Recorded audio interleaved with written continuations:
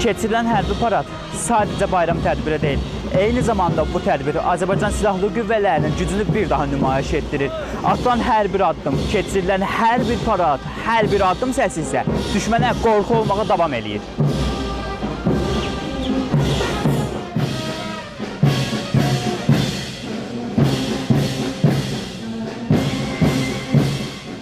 Yürüşdə əlahəddin ümumi qoşunu ordunun hərbi qulluqçuları iştirak ediblər. Mərkəzi meydanda keçirilən parad vətənpərvərlik ruhunu bir daha nümayiş etdirdi.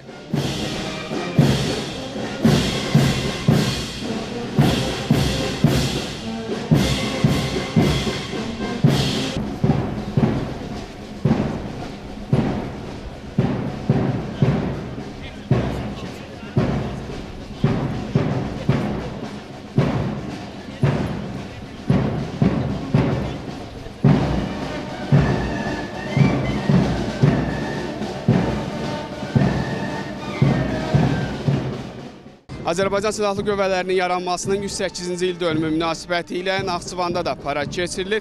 Şəhərin mərkəzində keçirilən paradda zabitlərimiz təntənəli marşla addımlayır. Onların bu addımları bu torpağın bütövlüyünün təminatıdır.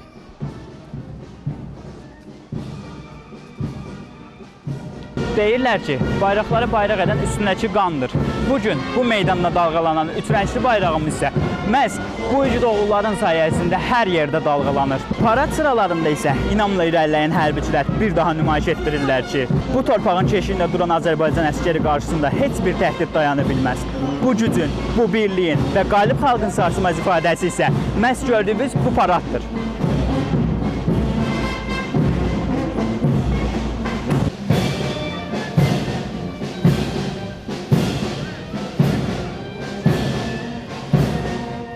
Yürüyüş iştirakçıları hərbi orkestrin müşayiəti ilə hərbi vətənpərvərlik mahnıları, eləcə də marşlar və şüarlar səsləndiriblər. Dilgən Pişəvari küçəsindən başlanan hərbi yürüyüş Heydər Əliyev prospektində yerləşən Zəfər Parkına dək davam edib.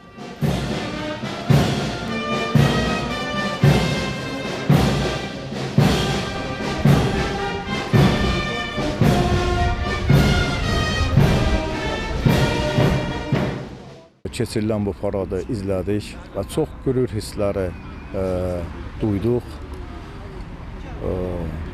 Belə deyim, ordumuzun inkişafı göz qabağındadır. Allah ordumuzu qorusun, Allah millətimizi qorusun.